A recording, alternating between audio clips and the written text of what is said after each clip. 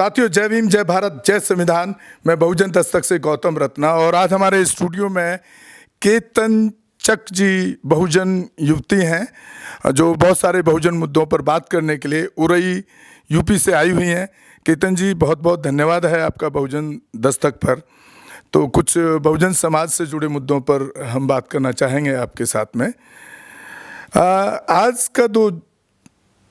आज का जो दौर चल रहा है राजनीति का, यहाँ पर कहीं ना कहीं बहुजन समाज की राजनीति बहुत पीछे जाती दिख रही है। अगर हम साहब काशीराम जी के ज़माने में जाएं कि उन्होंने इतना बड़ा मूवमेंट खड़ा किया बहुजन मूवमेंट को, और चार बार मायावती जी को बीएसपी की अध्यक्षा को मुख्यमंत्री बनाने का काम किया। आज किस रूप में देखते हैं? कांसीराम जी का जो योगदान है वो तो आज के नेताओं में दिखता नहीं है। अम्बेडकरवादियों में अम्बेडकर नहीं दिखते हैं, रामवादियों में सनातन धर्म में राम नहीं दिखता है। एकता की बात करने वालों के बीच में ही एकता नहीं दिखती है। इसका कारण है कि हम आज विपक्ष में बैठे हुए हैं और हमारा विपक्ष टूटता हुआ चला जा रहा है। नहीं, आपने कहा कि रामवादियों में राम नहीं दिखता। रामवादियों में तो पक्का कट्टर राम दिखता है। अगर राम दिखता तो अपनी ही पत्नी का अपमान कभी नहीं करते। सम्मान करना तो सिर्फ बाबा साहब अम्बेडकर ने सिखाया है। राम ने तो ये कहा था, स्त्री पे इल्ज़ाम लगा के निकाल दो। जब आप भगवान हो और आपको पता है कि उसने परीक्षा भी दी है, आज परीक्षा में पास होने के बाद आज जो लोग प्रश्न ये भी उठता है कि जो लोग कहते हैं आरक्षण से हम लोग आगे बढ़ रहे हैं, उनके लिए भी ये है कि जब हम परीक्षा पास कर रहे हैं तो हमें आरक्षण जैसी चीज़ों से नीचा क्यों दिखाते हैं? क्योंकि राम ने भी ऐसे ही किया था, सीता की परीक्षा ली फिर भी उन्हें घर से बाहर निकाल दिया। तो इस तरह से मेरा कहने का मतलब इसी से है कि अगर राम ही मानते हो तो फिर स्त्रियों का अपमान क्यों? तो इसका मतलब है आप तो राम के ऊपर आरोप लगा रही हैं, क्योंकि राम ने जो काम किया सीता का परीक्षण करने का, वो against of the female rights, female humanity के अगेंस्ट था। इसका मतलब बिल्कुल अगेंस्ट था।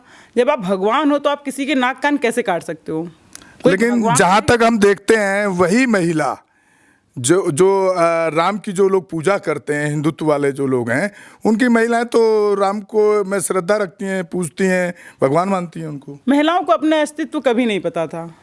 बाबा साहब आए, उन्होंने उनका अस्तित्व बताया। जिन महिलाओं को अपना अस्तित्व पता है वो पायलट हैं, वो इंजीनियर हैं, वो डॉक्टर हैं, वो सब, उनके पास इतना समय ही नहीं है। लेकिन जिन महिलाओं को अपना अस्तित्व पता नहीं है, अपने अधिकार पता नहीं, उन्हें यही पता नहीं है कि वो मनुष्य हैं, उन्हें भी जीने का अधिकार है, तो वो कैसे ये सब कर सकती हैं? तो उन्हें जो एक धुंधली सी तस्वीर दे दी गई है उसे ही पूछती रहती है। उसमें कोई बड़ी बात नहीं है। हम लोग, ये पुरुष प्रधान देश भी है, अपने हिसाब से इन्होंने नियम बनाए हैं, हम पर लागू किए हैं। अगर हमने इनके नियमों को नहीं माना है तो इन्होंने हमें कहीं ना कहीं चरित्रहीन, कहीं कुछ कई अवैध नाम दिए हैं, जबकि हमने इन्हें हमेशा सम्मानजनक नाम दिए हैं। आप हमें किसी भी स्थिति में छोड़ के चले आओ, फिर भी हमने जीने का अपना जो सपना है और अपने बच्चों का, अपने समाज का साकार करके रखा है। भले ही आपने एक सोसाइटी हमें अलग दे दी हो, चरित्रहीन महिलाओं को अलग रख दिया हो, लेकिन चरित्रहीन महिलाओं ने पुरुषों को कभी अलग नहीं रखा है।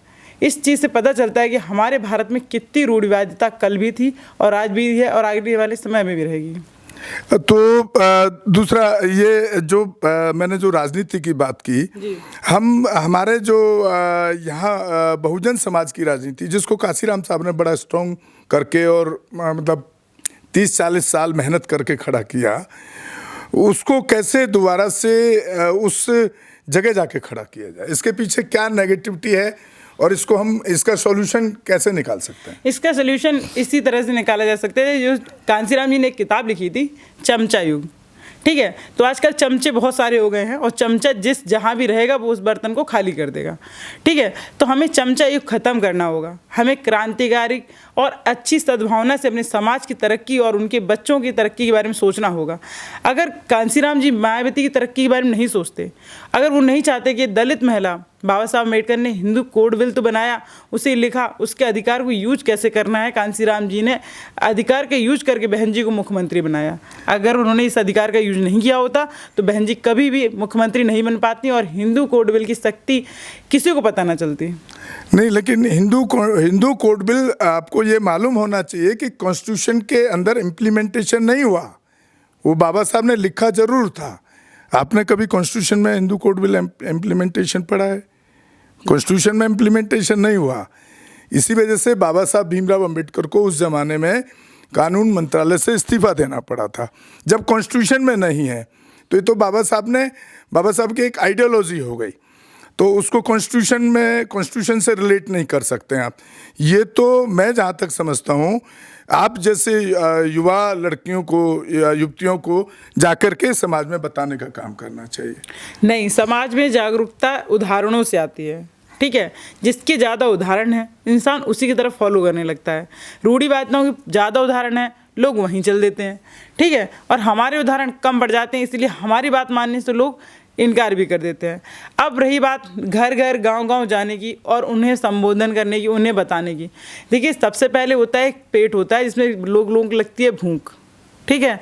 उन्हें वहाँ बता दिया गया है, डर बता दिया गया कि आप यहाँ पूजा कर देंगे आपका सारा काम हो जाएगा। लेकिन जब हम संविधान के बारे में बताएंगे कि आप इसे पूजिए, यहाँ आपका सारा काम हो जाएगा, तो इस चीज़ को जल्दी से मानने के लिए तैयार नहीं होंगे। फाइनेंशियल कंडीशन जो होती है इंसान को मानसिक तौर पे गुलाम बनाने का काम रूढ़िवादी परंपराओं में इसीलिए होता आया है, और हम संविधान में किसी भी तरह का किसी को गुलाम नहीं बनाना चाहते हैं। हमारे बहुजन कई मूवमेंट चल रहे हैं जिसमें महिलाओं को जागरूक किया जा रहा है और महिलाएं जागरूक हो रही हैं।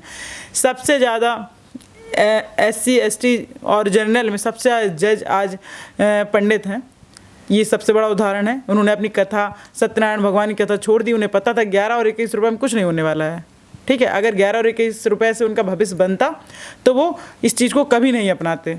आपने अभी राम के ऊपर आरोप लगाए कि उन्होंने महिला का उसका चरित्र परीक्षण लेकर के शोषण किया, क्योंकि राम क्षत्रिय ठाकुर जाति से आते थे, क्षत्रिय जाति से।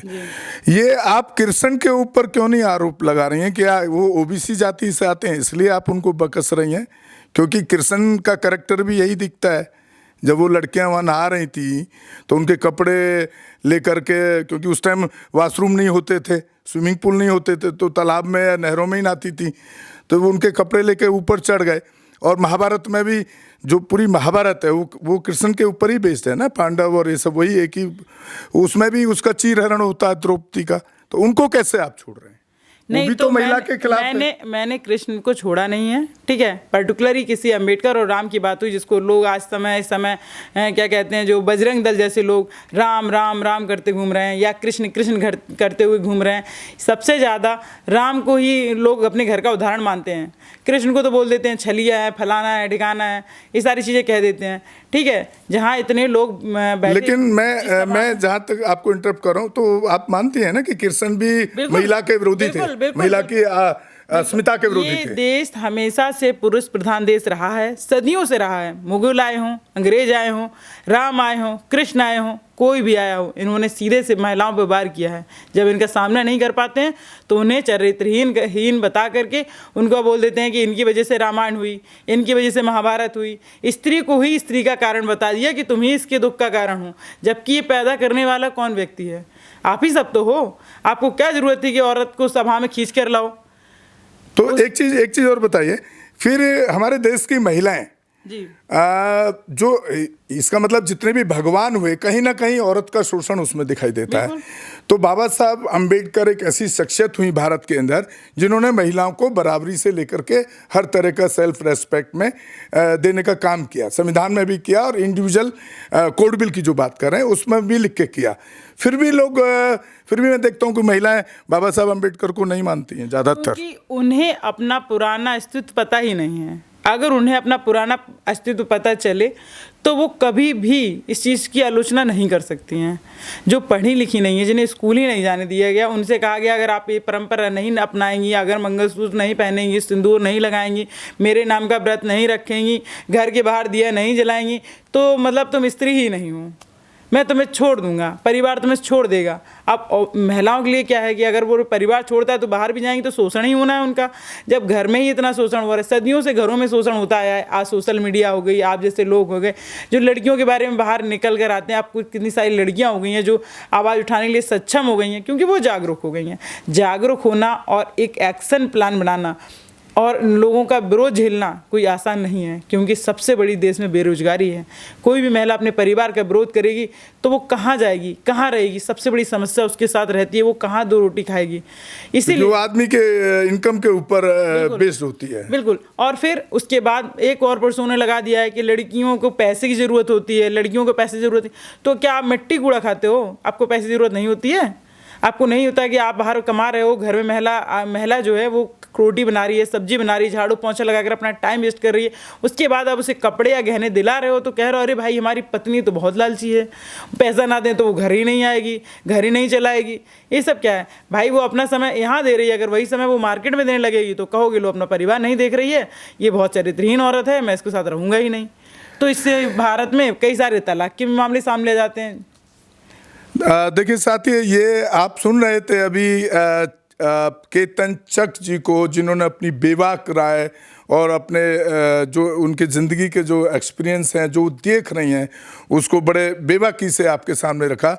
और इस एपिसोड में इसी के साथ हम केतन जी से विदा लेते हैं। अगले एपिसोड में किसी और मुद्दे पर बात रखेंगे।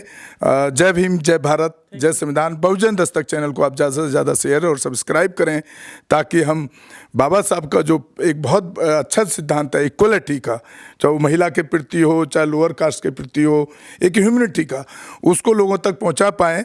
और जहाँ जहाँ एट्रोसिटीज़ होती है उस पर भी हम न्याय दिलाने का काम करते हैं, ज़्यादा से ज़्यादा लोगों को न्याय दिला पाएँ। हमारे चैनल बहुजन दस्तक को लाइक, शेयर, सब्सक्राइब देखना मत भूलिएगा। जय भीम, जय भारत, जय संविधान। नमो बुद्धाय। धन्यवाद। चैनल आर्थिक समस्या से गुजर रहा है। अगर आप बहुजन समाज में बाबा साहेब अम्बेडकर और तथागत बुद्ध की विचारधारा को अधिक से अधिक लोगों तक पहुंचाना चाहते हैं तो हमें आर्थिक सहयोग प्रदान करें, ताकि हम अपने चैनल के माध्यम से देश विदेश में समता, बंधुता, एकता और संवैधानिक अधिकारों को ज्यादा से ज्यादा लोगों तक पहुंचा सकें। आप अपनी सहायता राशि नीचे लिखे खाते में जमा करा सकते हैं। खाता धारक गौतम रत्ना, खाता संख्या 3169576861,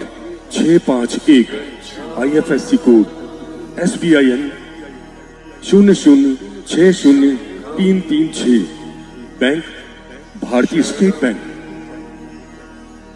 आप हमारे बैंक खाते का विवरण स्क्रीन पर भी देख सकते हैं। रोको मत, हमें टोको मत, हमें आगे बढ़ते जाना है। जय भीम का नारा लगाना है, जय भीम का नारा लगाना है। जय भीम, जय भीम। मैं गौतम रत्ना आपका बहुजन फिल्म प्रोडक्शन में स्वागत करता हूं। और आप हमारे प्रोडक्शन हाउस के अंदर अपना कैरियर बना सकते हैं as a film director, as a producer and actor and actress and editor and cinematographer also. अगर आपको फिल्म से रिलेटेड कुछ भी प्रोजेक्ट आपको बनवाना है तो हमारे पास में पूरा सेटअप है, जिसमें फिल्म कैमरा है, शूटिंग लाइट्स है और एडिटिंग है। सारा A to Z एक ही जगह पर आपको हमारे यहाँ पर मिल जाएगा। तो दोस्तों, आप हमें कांटेक्ट कर सकते हैं हमारे नंबर्स पर 9810085714 और 8510005714। हमारे वेबसाइट पे विजिट कर सकते हैं www.filmserviceindia.com और हमें मेल भी कर सकते हैं gautamfilmsproduction@gmail.com पर। धन्यवाद।